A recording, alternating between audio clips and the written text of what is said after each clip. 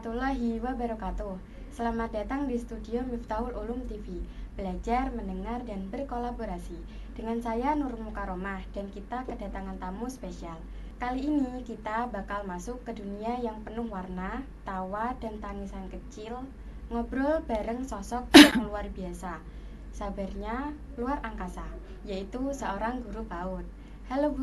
Halo juga Mbak. Boleh perkenalin diri dulu Ibu? Oke, Assalamualaikum warahmatullahi wabarakatuh. Perkenalkan saya Iin Ismatul Hakim Masud, bisa dipanggil dengan Bunda Iin. Saya adalah salah satu guru di KB dan TK Mutiara Kasih Desa Pelosok. Bu Iin boleh ceritakan awalnya dulu bagaimana pertama kali Bu Iin bisa tertarik menjadi guru PAUD? Nah ya, awalnya itu sebenarnya niatan saya hanya ingin mengabdi ke masyarakat karena memang sebenarnya saya bukan asli sini, jadi saya adalah asli Banten, suka anak kecil kayak gitu. Jadi kayaknya menarik sekali gitu jadi seorang anak guru usia dini yang sabarnya luar biasa, seperti itu sih. Sejak kapan Bu Iin menjadi guru PAUD? Dari tahun 2023 baru-baru ini. Bagaimana perasaan Bu Iin saat pertama kali mengajar anak-anak usia dini? Awalnya ya biasa sih Mbak, happy karena memang kenapa saya bisa mengatakan happy jadi anak usia dini karena memang karena sayanya kan suka anak kecil.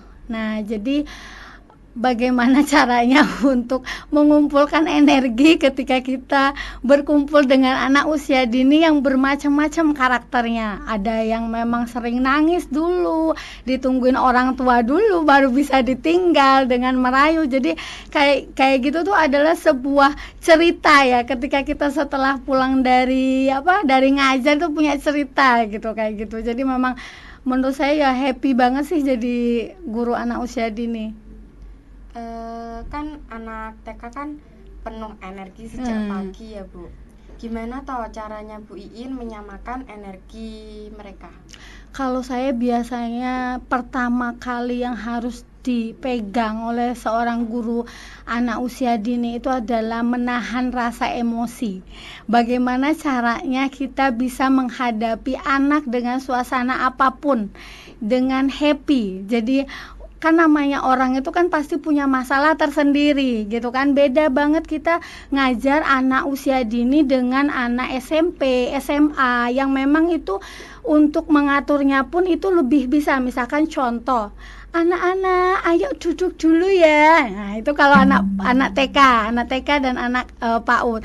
Kalau SMK kan enggak, ayo duduk, silahkan duduk, is okay, dia langsung duduk. Tapi kalau anak PAUD kan ayo duduk dulu, enggak, dia akan muter terus. Ada yang lari-lari, ada yang nangis, ada yang bahkan bisa pipis di situ gitu kan, kayak itu. Jadi memang jadi kita harus bisa mengontrol emosi kita, bagaimana suasana kelas itu tetap happy seperti itu. Jadi kita mengkontrol diri kita sendiri. Pertama itu adalah emosi, itulah sabar intinya. Sabar dan ikhlas itulah kuncinya anak guru PAUD. Kalau masuk kelas, hal pertama yang selalu Bu Iin lakuin tuh apa? Kalau saya biasanya salam, terus dengan menanyakan kabar menggunakan bahasa Inggris kayak gitu. Jadi anak-anak itu kan happy ya. Jadi aku punya bahasa baru nih dari Bunda loh kemarin loh Bu gitu. Jadi apapun kan saya itu kenapa saya menggunakan seperti itu, biar anak itu punya cerita. Jadi kalau anak kecil itu kan penuh dengan ekspresi tawa, canda, nangis, marah, itu kan anak kecil itu udah komplit banget dah gitu kan. Jadi bagaimana caranya si anak kecil ini, murid-murid saya ini bisa bercerita ketika dia pulang ke rumah sama ibunya. Bunda Iin tadi mengajarkan seperti ini loh Bu gitu. Jadi kalau mau masuk kelas itu menggunakan misalkan contoh, boleh ya saya contohin. Jadi misalkan good morning everybody, how are you gitu. Jadi anak kecil, apa sih Bunda, aku harus jawab apa ya, kayak gitu. Jadi nah seperti itu, jadi kayak gitu aja sih anak kecil itu bisa happy gitu. Oh itu loh bunda, itu biasanya ada loh di TikTok itu. Oh iya bunda niru di TikTok ya, iya bunda tuh jadi anak kecil tuh respeknya luar biasa. Yang tadinya ada yang merengut aja, yang tadinya ada yang lesu aja gitu. Jadi ketika suasana rame dia udah ikut-ikut tepuk tangan kayak gitu. Ya namanya anak kecil ya, jadinya beda lah halnya, luar biasa ininya. Kalau boleh milih satu kegiatan favorit di kelas PAUD, Bu In paling suka tuh pas waktu apa? Kalau saya sendiri itu belajar yang paling saya suka adalah secara outdoor. Kenapa secara outdoor? Jadi belajar secara outdoor itu anak-anak usia dini itu lebih menikmati akan keindahnya alam di sekitar. Biasanya itu kan kalau ngajar TK itu Mbak, itu ada sebuah tema, materi. Jadi misalkan kan kalau SMP, SMA itu ada matematika atau apa. Kalau di TK, di anak usia dini itu misalkan minggu keempat adalah lingkungan. Contohnya ya, sekarang itu adalah tema lingkungan, yaitu lingkungan sekolah, rumah. Jadi biasanya saya belajarnya secara outdoor itu mengenal sebuah lingkungan yang ada di sekolah. Kebetulan saya mengajarnya itu di Yayasan Desa Ploso. Jadi memang punyanya ketua yayasan saat ini adalah Pak Lurah Jaka, Pak Lurah Desa Ploso. Jadinya saya itu metode pembelajarannya outdoor itu mengenal lingkungan-lingkungan yang ada di sekolah. Misalkan kayak ini adalah balai desa, kantor desa. Nah, ini adalah sekolah kita. Nah, itu anak-anak itu happy. Nah, tugasnya apa sih? Biasanya saya memberikan sebuah gambar, materi gambar. Di situ nanti anak-anak mencari gambar yang sama yang sudah saya tempelkan di lingkungan sekolah. Contoh, gambar rumah bahasa Inggrisnya, rumahku kan bahasa Inggrisnya my house. Nah, jadi dia cari, oh ini rumah bahasa Inggrisnya apa ya? Kita cari dulu yuk gitu. Ada yang lari, ada yang rengek-rengek, menangis-nangis begitu. Namanya anak kecil kan, itu biasanya suatu yang memang anak kecil yang tadinya bosen, boring di dalam kelas terus gitu kan. Jadi akhirnya dia secara tiba-tiba, aku seneng loh belajarnya seperti ini aja bunda setiap hari, karena tidak gerah, tidak panas, tapi happy, bisa bermain, bisa berlari. Nah kayak gitu, itu yang paling saya senang sekali dengan belajar secara outdoor. Jadi anak-anak bisa melihat akan keindahnya alam semesta di sekitar sekolah, seperti itu. Katanya selain jadi guru, Bu In juga nge-live bareng anak-anak ya? Oh iya, iya betul sekali. Kalau nge-live tuh kayak apa kegiatannya? Kalau kayak live itu saya spontan aja ya Mbak. Jadi ketika saya mengajar ya saya langsung live streaming TikTok itu kan. Alasan saya misalkan kenapa sih kok harus ngajar secara live juga gitu kan. Nah itu tuh menurut saya itu kenapa saya hanya ingin memberitahu kepada seluruh masyarakat yang ada di situ bahwa di sini loh di Desa Ploso itu ada TK, ada PAUD gitu, yang punya Desa Ploso sendiri seperti itu. Jadi biar masyarakat juga melihat bahwa oh seperti ini ya kegiatan di TK. Ternyata di luar sana mengatakan bahwa TK itu hanya bernyanyi, bermain, tidak ada yang namanya KBM, tidak ada yang namanya pembelajaran. Malah justru ketika saya live itu semua masyarakat kan bisa melihat oh iya ya di TK itu ada pembelajaran mengaji, membaca, mewarnai, menulis, terus berhitung dengan secara menggunakan game kayak gitu. Sebenarnya intinya kenapa sih saya ingin live itu karena ingin membuka mata masyarakat bahwa TK itu tidak hanya bermain tapi ada belajarnya. Itulah yang memang niat saya seperti itu. Awalnya gimana sih Bu kok bisa kepikiran buat nge-live sama anak-anak? Awalnya saya waktu itu pertama kali itu saya 1 bulan mengajar, bulan kedua itu saya ikut pelatihan guru PAUD dan TK se-Kabupaten Demak di Dinas Pendidikan. Di sana itu ada narasumber yang memberikan ilmu pengetahuan yang luar biasa, memberikan motivasi yang luar biasa untuk guru-guru semua, bahkan sampai bilang bunda-bunda saat ini adalah zamannya digital. Jangan sampai kita ketinggalan dengan digital itu. Bagaimana caranya kita mengajar dengan happy, mengajar dengan suasana anak-anak bisa seru gitu, dan masyarakat bisa tahu tentang sekolah TK, sekolah usia anak dini, dan sekolah panjenengan itu bisa dikenal sama masyarakat itu dengan secara apa? Secara menggunakan digital itu, bisa streaming Instagram atau live TikTok atau yang lainnya, atau misalkan bikin konten. Nah, dari situlah saya tertarik gitu. Jadi mencoba untuk berusaha. Sebenarnya awalnya saya pede nggak ya gitu kan dengan live TikTok gitu, dengan mengajar. Otomatis kan tidak mudah ya kita live streaming sambil mengajar anak-anak usia dini, itu nggak mudah. Kenapa nggak mudahnya? Karena anak usia dini itu tidak bisa dipaksa untuk kamu duduk ya, itu nggak bisa. Dapat 2 menit pasti dia lari-lari. Misalkan saya lagi membaca, murid saya membaca, terus saya mengajarinya, nanti 2 anak duduk di samping saya, tiba-tiba menarik kacamata saya, biasanya kan kayak gitu. Jadi tapi dari situ tuh kita punya cerita. Bahkan yang nonton live aja kan pasti ada orang tuanya, murid-murid yang saya ajar gitu, kayak gitu. Jadi orang tuanya pun bisa mengawasinya, seperti itu sih. Reaksi anak-anak dan orang tua gimana waktu pertama kali Ibu aja live? Happy banget, antusias banget. Orang tuanya pun, jadi saya pun jadi terkenal ya, maksudnya bukan terkenal viral, enggak. Jadi orang tuanya, iya Bunda ini kalau ngajar selalu live terus loh gitu. Jadi kayak gitu. Jadi antusias ya, responnya luar biasa ya, baiknya. Jadi memberikan suatu support yang luar biasa. Semangat ya Bun, malah justru kayak gitu kami sebagai orang tua bisa mengontrol anak lewat Bunda Iin live gitu, kayak gitu. Biasanya live tentang apa aja? Ada tema khusus enggak tiap Kalau minggunya? untuk tema tidak ada ya, karena kita menggunakan materi, menggunakan sistem yang sudah ditentukan oleh sekolah, seperti itu. Apa yang paling Bu Iin sukai dari mengajar anak-anak usia dini? Banyak cerita, banyak kejadian, mengenal karakter satu demi satu anak. Jadi yang tadinya kita tidak tahu yang namanya materi psikologi anak, cara mengenal anak, karakter anak pribadi yang luar biasa. Namanya anak itu kan ada yang tantrum luar biasa Mbak. Itu kan sebenarnya yang kita terapkan itu kan sebenarnya ahli psikolog untuk merayu mereka.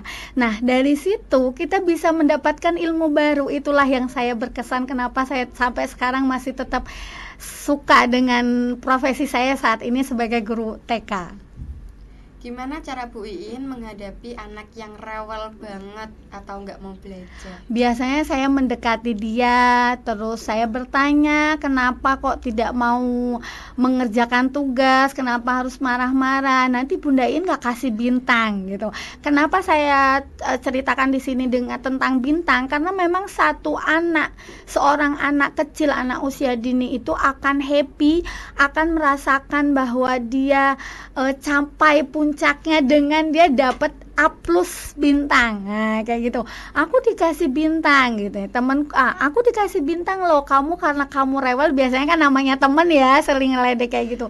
Aku dikasih bintang sama Bunda Iin, kamu nggak kasih bintang karena kamu sering rewel di sekolah, karena kamu nggak mau ngerjain loh tugasnya yang dikasih Bunda Iin. Jadi saya rayu, terus saya memberikan contoh. Jadi misalnya saya kasih soal, kasih materi, nah disitulah saya akan memberikan motivasi. Nanti contohin ya Bunda Iin nulis seperti di sini, diikutin ya, tidak boleh nangis, tidak boleh rewel. Nanti kalau rewel mama sama ayahnya kasihan loh di rumah, kepikiran. Nah kayak gitu, biasanya saya kayak gitu dengan lembut ya, dengan sabarnya luar biasa kayak gitu. Apa aja tantangan dalam mengajar anak-anak usia dini? Tantangannya adalah menata emosi, udah itu aja. Bagaimana cara menghadapi anak-anak yang sulit diatur atau tantrum? Kalau saya biasanya misalkan berkali-kali sudah saya saya memberikan arahan, memberikan nasihat, misalkan tetap tidak bisa, itu biasanya saya minta bekerja sama dengan ayah bundanya. tapi dengan cara kita face to face. Jadi kayak kita telepon atau kita WA, memberikan nasihat juga di rumah, bagaimana caranya biar bisa nurut di bunda-bunda di sekolah, seperti itu. Seperti apa peran guru TK dalam perkembangan karakter anak-anak? Kalau menurut saya itu sangat berperan banget, memberikan suatu contoh perilaku yang baik kepada anak-anak, seperti itu. Jadi karakter yang paling diutamakan, karena kenapa?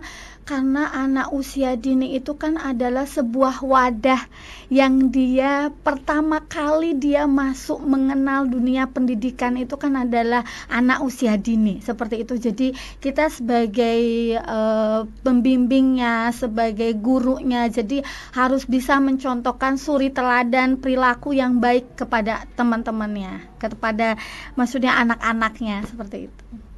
Bagaimana ibu menangani anak yang pemalu atau sulit bergaul? Nah itu susah banget ya Mbak, karena kadang ada anak yang memang yang lainnya belajar tapi dia di ujung sendirian aja sambil melamun. Itu saya pernah menghadapi murid yang seperti itu ketika pertama kali saya menjadi dan bergabung di KB dan TK Mutiara Kasih. Itu sampai sekarang dia masih jadi murid saya, sudah 3 tahun. Itu saya dengan cara halus banget, jadi tapi alhamdulillahnya saya juga dibantu dengan bunda-bunda yang lainnya, terus dengan orang tuanya. Jadi dirayu, kenapa kok malu terus, nanti kalau malu terus enggak dapat hadiah bintang loh dari bu guru yang lain, nanti kita kan mau jalan-jalan. Biasanya saya merayu bagaimana caranya anak itu bisa berani, dan biasanya saya memberikan sebuah tantangan, siapa yang berani baca hadis, misalkan baca hadis kebersihan, nanti Bunda Iin kasih bintang dan coklat. Biasanya saya seperti itu ya. Jadi yang malu pun dia bisa noleh-noleh nih begini, masa aku sendirian ya nggak maju. Nah biasanya kayak gitu, seringnya seperti itu, dan pelan-pelan. Tapi kayak gitu kan butuh proses ya, dan kita juga butuh kerjasama dengan orang tuanya sendiri. Tapi banyak nggak Bu yang anak kecil yang pemalu? Untuk pertama kali saya mengajar, iya. Untuk pertama kali saya gabung di TK Mutiara Kasih, iya. Tapi sekarang karena saya sudah berjalannya waktu ya, karena memang anak-anak juga mengenal saya guru paling tegas, paling disiplin, paling tidak mau kalau sesuatu barangnya itu berantakan, itu saya. Jadi anak-anak mengenal banget. Jadi ketika anak-anak itu saya tidak masuk, itu besok harinya menanya, Bunda kenapa nggak masuk, kemarin nggak ada Bunda yang galak lagi, nggak ada Bunda yang cerewet lagi, nggak ada Bunda yang suruh rapi-rapi loh gitu. Namanya anak kecil kan kayak gitu, karena memang saya salah satu guru yang maksudnya mendidiknya itu memberi contohnya yang kamu harus bisa mandiri semuanya. Karena memang kenapa? Karena saya sudah mengajar di kelas TKB. TKB itu dituntut untuk bisa mandiri, kayak gitu. Jadi saya serba semua sendiri gitu. Dan saya adalah salah satu guru yang satu kelas hanya saya yang mengajar sendirian. Yang lainnya satu kelas itu ada 2 guru, ada 3 guru. Saya dipercaya sama kepala sekolah itu sendirian, kayak gitu. Bahkan itu kan sangat luar biasa ya Mbak. Jadinya nggak mudah untuk mengkondisikan anak-anak yang luar biasa aktifnya gitu, kayak gitu. Kan anak-anak kan yang ada yang pemalu dari dulu. Terus sekarang masih malu nggak? Alhamdulillah tidak sih, sudah bisa bergabung ya, sudah bisa beradaptasi, berkomunikasi kayak gitu. Bagaimana Ibu menjaga semangat dan energi setiap hari saat mengajar anak-anak kecil? Saya selalu belajar untuk selalu bahagia, selalu happy. Itu aja sih Mbak kuncinya. Jadi saya selalu dari rumah saya niatkan pokoknya saya harus happy, harus bahagia, kayak gitu. Seperti apa kegiatan belajar yang biasanya dilakukan di kelas TK? Untuk kegiatan belajar itu kan masing-masing itu sesuai dengan tema. Jadi ada temanya itu adalah menggambar, ada kolase, terus ada apa sih namanya, menulis, terus ada game juga. Itu sih jadinya sesuai dengan materinya, Mbak, kayak gitu. Kalau untuk usia anak TK, usia anak dini, seperti itu.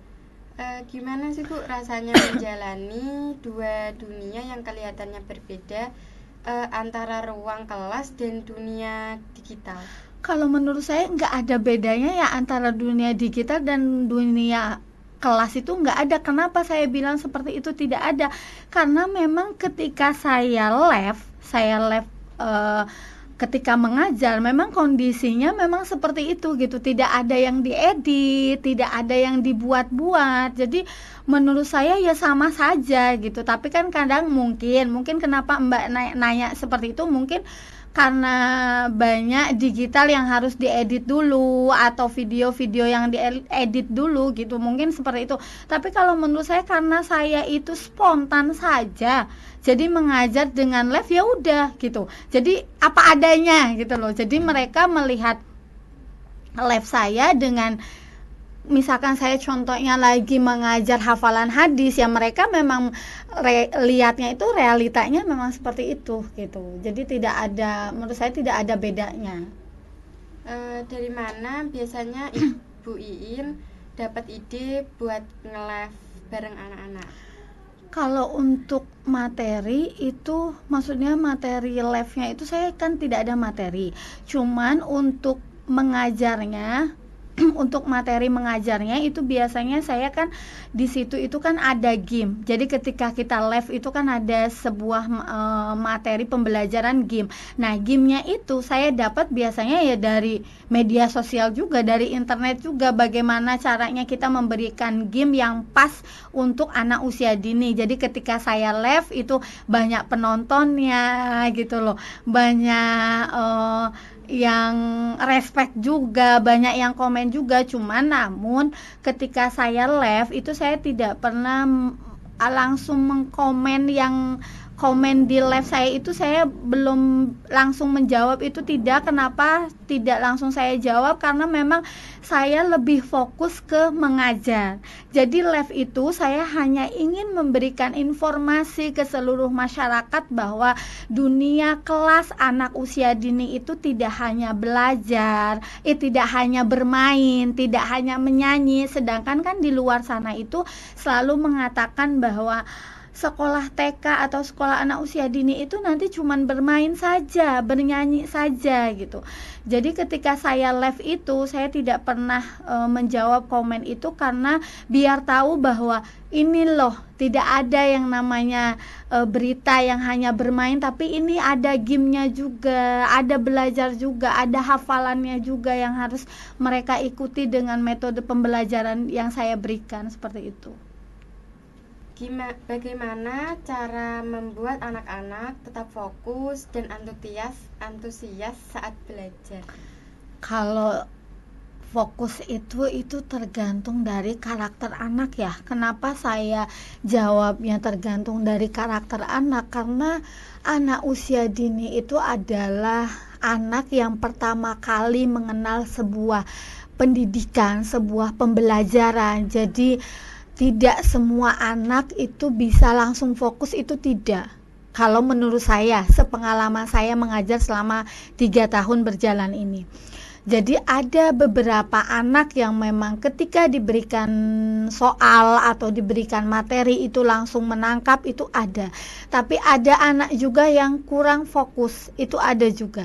Sebenarnya dia paham tapi dia tidak fokus, itu ada. Dan saya biasanya itu langsung berikan satu ruangan yang bisa memberikan pemahaman khusus untuk anak itu. Biasanya saya seperti itu. Kenapa sih harus diberikan kelas yang bukan kelas, maksudnya materi yang khusus sendiri, itu agar kita juga sebagai guru tidak disalahkan oleh orang tuanya juga gitu. Jadi orang tuanya juga bisa tahu ketika anak ini memang fokusnya kurang. Jadi ketika kita memberikan pelajaran yang khusus, memberikan perhatian khusus, itu akan bisa membantu dia untuk bisa fokus. Itu biasanya seperti itu. Tapi tidak semua satu kelas itu tidak Tidak fokus itu enggak, hanya ada beberapa orang, biasanya ada 2 orang atau 1 orang, biasanya ada yang seperti itu, tapi tidak semua anak satu kelas itu tidak fokus, itu tidak kayak gitu.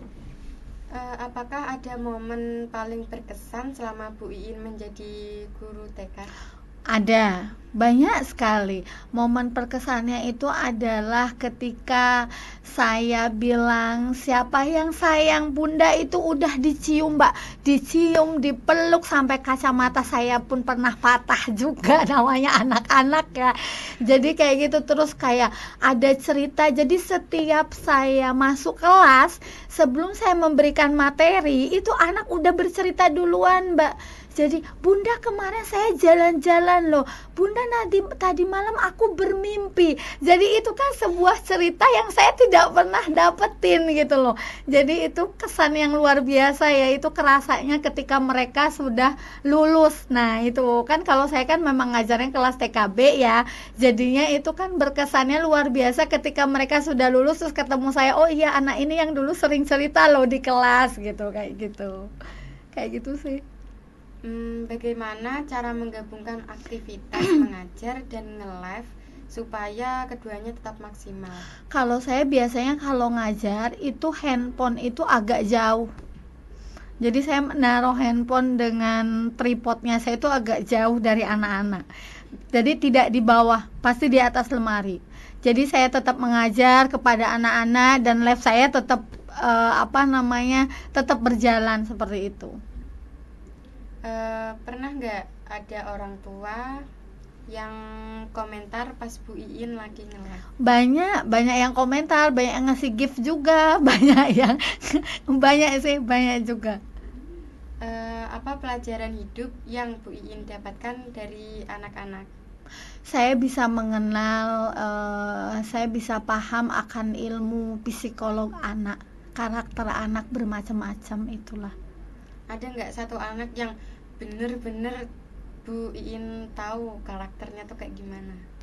Ada anak yang pengalaman saya selama ngajar 3 tahun itu, ada anak yang fokusnya kurang fokusnya itu luar biasa. Jadinya bagaimana saya cara untuk mendekatinya aja itu agak susah. Semua guru itu dari satu anak itu ada seperti itu.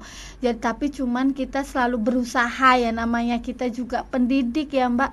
Itu cara mendekatinya luar biasa. Bahkan kita sampai pernah menawarkan bahwa coba berkomunikasi dengan dokter psikologi, siapa tahu ada yang kesalahan. Itu ada, salah satu murid saya itu ada seperti itu. Tapi kan kita selalu menjaga perasaan orang tua, dan alhamdulillahnya orang tua itu bisa menyikapi bahwa memang anak saya gitu loh, ada kekurangannya gitu. Itu jadinya kan kita komunikasi antara guru dan orang tua itu sama gitu, tidak ada bertolak belakang lah, itu enggak ada. Itu ada sampai sekarang pun saya masih bingung bagaimana cara menyikapinya, membimbingnya gitu. Cuman pengalaman saya yang luar biasa, saya bisa mengetahui cara menghadapi anak-anak yang beda karakter itulah. Ada nggak Bu anak yang kalau ketemu Bu Iin tuh sering cerita? Ada, bahkan setiap saya pergi, misalkan ketemu di jalan, itu selalu assalamualaikum bunda. Bahkan saya sudah pulang pun itu ada yang sering ke rumah. Kan itu kan saya ngajar, pagi kan saya ngajar. Nah murid saya itu ada yang sekolah TPQ Mbak. Nah kebetulan kan rumah saya pinggir jalan. Itu sampai ada yang bilang assalamualaikum, assalamualaikum. Ini siapa ya kok assalamualaikum? Langsung bunda gitu. Hati saya, ya Allah kok luar biasa ya, padahal saya ini hanya sebagai guru ya, maksudnya guru anak usia dini gitu. Yang anak kecil itu kan sulit Mbak untuk bisa merespon, bisa dekat dengan yang bukan ibunya, itu kan sulit. Adaptasi anak kecil itu luar biasa sulitnya. Tapi alhamdulillah selama saya mengajar itu ya sudah akrab gitu, menganggap saya ini bukan gurunya tapi saya bundanya gitu, bundanya kedua dari rumahnya, seperti itu. Pernah nggak satu kelas tahu kalau Bu Iin itu viral? Kalau viral sih nggak pernah, tapi mereka tahu kalau saya sering maksudnya live, terus sering bikin apa ya namanya, bukan konten sih ya, sering bikin video-video gitu kayak gitu. Jadi saya juga sering mengajak anak juga untuk bisa mempromosikan sekolah kami dengan membuat konten-konten yang paling ngetren saat ini gitu kayak gitu. Dan alhamdulillahnya anak itu antusiasnya luar biasa. Oh ya bunda, ayo aku mau gitu. Kan jarang ya anak kecil yang mau gitu ya diajak-ajak kayak gitu, kan jarang. Tapi alhamdulillahnya anak-anak TK Mutiara Kasih ya banyak yang respon, bahkan orang tuanya pun itu kadang-kadang ada juga yang sampai memposting di TikToknya beliau-beliau semua itu kayak gitu. Apakah guru-guru lain ikut tertarik ngebuat live juga karena lihat Bu Iin? Iya, jadi semua guru sekarang sudah live semua ngajarnya seperti itu. Bagaimana cara menjaga konsistensi nge-live agar tetap menarik dan bermanfaat? Kalau saya melihat kondisi, jadi saya itu live itu sebenarnya tidak setiap hari, tidak. Tapi saya melihat kondisi kelas saya. Misalkan kelas saya itu produktif, terus bisa saya kondisikan, itu baru saya live. Tapi kalau misalkan kelas saya tidak bisa dikondisikan dengan anak yang mundar-mandir kemana-mana, biasanya saya tidak live seperti itu. Tapi biasanya lebih seringnya ketika saya mengajarkan membaca, jadi mengenalkan huruf kepada anak-anak, itu pasti saya live. Kenapa sih alasannya? Kegiatan seperti itu yang saya utamakan karena saya biar bisa melihat masyarakat, para orang tua, bahwa TK juga diajarkan untuk mengenal huruf dengan A, B, C, terus dengan sambung kata kayak gitu. Itulah yang sering saya live-kan, itu seperti itu. Pernah nggak anak-anak tuh kayak bawa jajan terus ditawarin ke Bu Iin? Sering sekali, setiap hari. Bahkan saya juga kan sering bawa bekal. Setiap hari saya selalu bawa bekal. Kenapa sih saya harus setiap hari harus membawa bekal? Karena saya memberi contoh kepada anak bahwa jangan terlalu banyak jajan. Nah kayak gitu. Karena kenapa anak usia dini itu kan tidak tahu ya Mbak, jajanan yang memang harus dia makan, yang memang dia tidak boleh makan itu nggak tahu. Kadang-kadang anak-anak itu hanya mainan setiap hari yang dia beli, itu kan pasti ada responnya, yang ada orang tua yang responnya, kok beli mainan terus ya di sekolah, kan ada yang kayak gitu. Jadi saya selalu mewajibkan kepada anak-anak untuk membawa bekal. Tapi alhamdulillahnya sekarang sudah ada MBG itu ya, makan gratis. Jadinya anak-anak hanya cukup bawa tepak kosong saja. Kenapa sih anak TK itu tetap harus membawa tepak kosong? Karena memang anak usia dini itu kan untuk segi makan kan dia kesukaan dia apa. Kadang-kadang kan menu yang disajikan itu kan tidak mereka sukai gitu. Tapi saya itu mencari celah bagaimana anak bisa makan, mau makan makanan yang sudah disajikan oleh pihak sekolah, itu saya dengan cara merayunya gitu ya. Sama aja, kembali lagi dengan merayu anak-anak biar mau makan seperti itu. Jadi saya selalu bilang kalau tidak habis nanti nasinya berkata. Kenapa ya? Contoh, nama murid saya Mbak Sasa namanya. Kenapa kok Mbak Sasa nasinya tidak dihabiskan? Aku tidak suka bunda. Nanti nasinya berkata loh, nasiku kok tidak dimakan sama Mbak Sasa ya gitu. Nah jadi anak, oh bunda begitu ya, iya nasinya nanti berkata loh seperti itu. Oh ya aku habiskan ya gitu. Jadi kayak gitu. Kan MBG nggak ada minumnya Bu.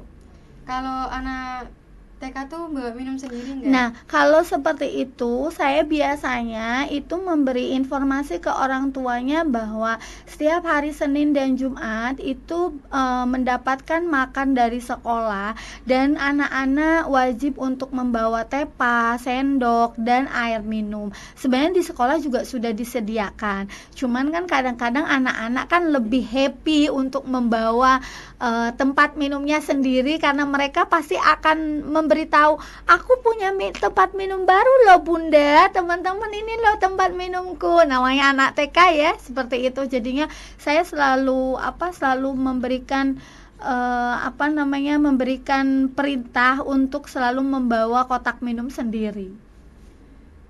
Apa pesan Bu Iin untuk guru-guru yang mungkin ingin ikut terjun ke dunia digital, pengen ngajar tapi masih ragu? Pesan saya adalah pertama itu diniatkan secara ikhlas.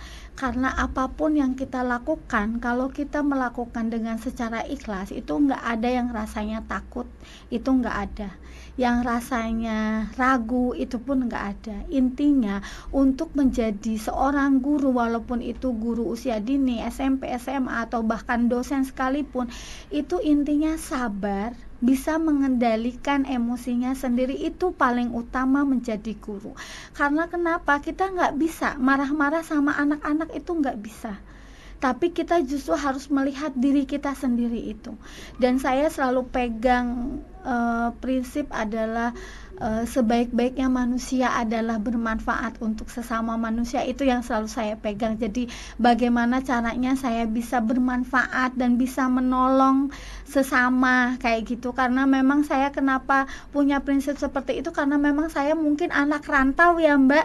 Jadi saya jauh dari keluarga, saya juga LDR juga sama suami. Jadinya saya benar-benar semua sendiri. Jadinya menjadi profesi seorang guru PAUD itu adalah profesi yang saya sangat senangi. Dari sebelum-sebelumnya saya bekerja di sebuah perusahaan, saat ini saya menikmati, yang paling saya nikmati adalah menjadi seorang guru itu. Jadi jangan takut untuk menjadi guru, intinya adalah ikhlas, itu saja. Wah, keren banget ya perjalanannya Bu Iin sebagai guru PAUD sekaligus konten kreator. Semoga cerita dan tips dari Bu Iin bisa jadi semangat baru buat para pendengar, khususnya guru-guru yang pengen lebih kreatif dan berani tampil di dunia digital. Terima kasih sudah bergabung di podcast kita hari ini. Sampai ketemu lagi di episode selanjutnya. Cukup sekian dan tetap jaga semangat. Wassalamualaikum warahmatullahi wabarakatuh. Waalaikumsalam warahmatullahi wabarakatuh.